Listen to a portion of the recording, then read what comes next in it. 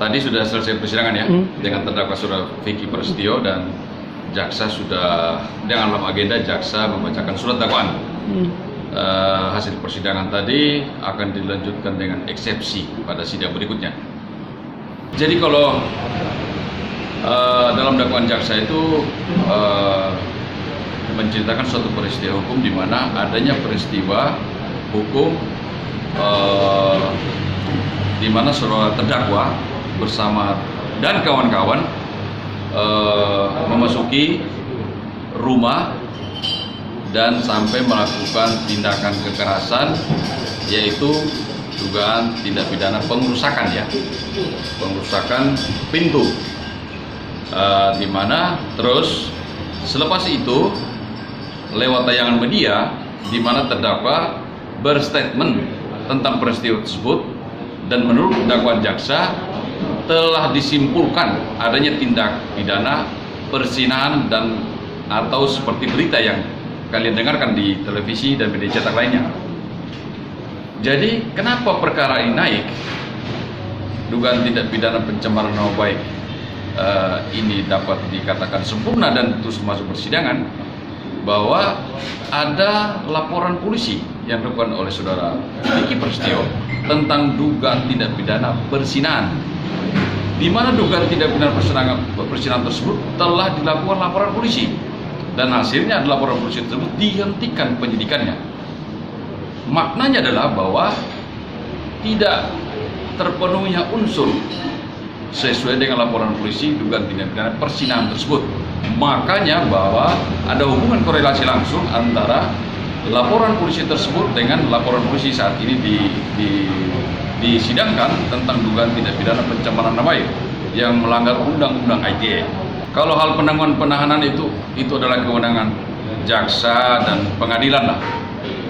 Tapi kami boleh simpulkan bahwa kami sangat mengapresiasi segala tugas, fungsi dan kewenangan baik kepolisian, kejaksaan dan pengadilan berjalan dengan baik. Bang, tanggapannya ini sedikit SP3 yang kasusnya yang sebelumnya, laporan Vicky terhadap Angel sendiri kan SP3 Bang, gimana nih Bang tanggapannya? Ya faktanya, fakta hukum yang terjadi adalah dengan segala bukti dan keterangan saksi, dengan laporan tindak pidana dugaan tindak pidana perzinahan tersebut tidak cukup bukti lah, makanya dihentikan penyidikannya.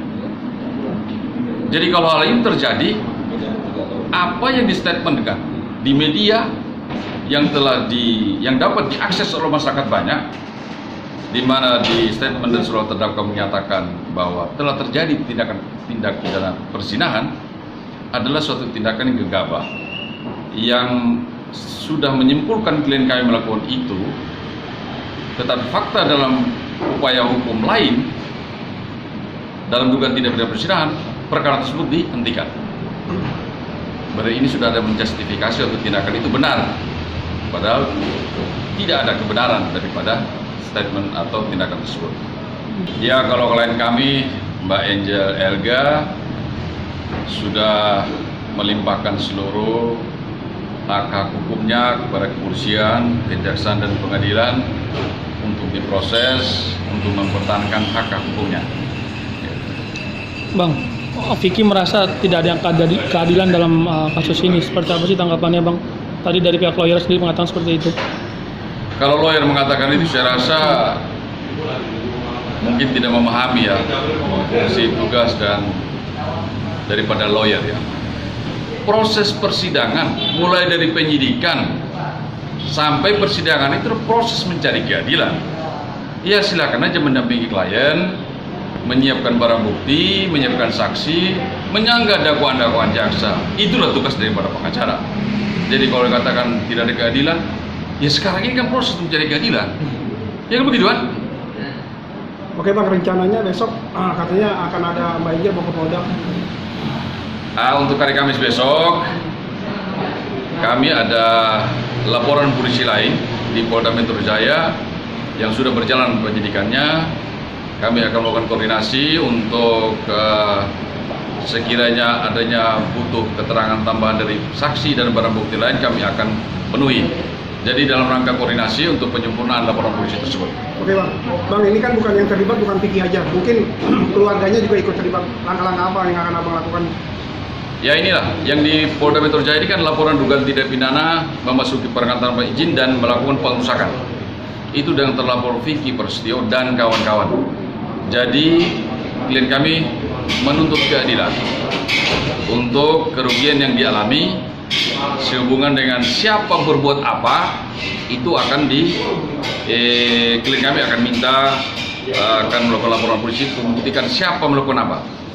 Dan jika terbukti siapapun yang melakukan tindak pidana atau perbuatan melanggar hukum, yang kami harap akan diproses. Berarti akan ada tambahan lagi tersangka selain Vicky? Sepertinya begitu, karena fakta dari CCTV yang kita lihat lebih dari 1 orang pelaku. Gitu. Mungkin termasuk adiknya bang akan ikut. Siapa? Adiknya Vicky mungkin. Oh bisa, pokok siapa saja yang melakukan ini, kami harap untuk ditindak. Coba abang sedikit diterangkan bang, di saat penggerbakan itu kan katanya posisinya kan Mbak Angel lagi ada di taman di luar, tapi Ya. kan yang terekam itu ada di dalam kamar. Jadi inilah, ada potongan-potongan cerita, informasi yang tidak terekspos semua, maka seolah-olah klien kami ini melakukan tindak pidana perzinahan. Karena terpotongnya cerita kronologis permasalahan ini, maka terciptalah image masyarakat bahwa klien kami melakukan itu.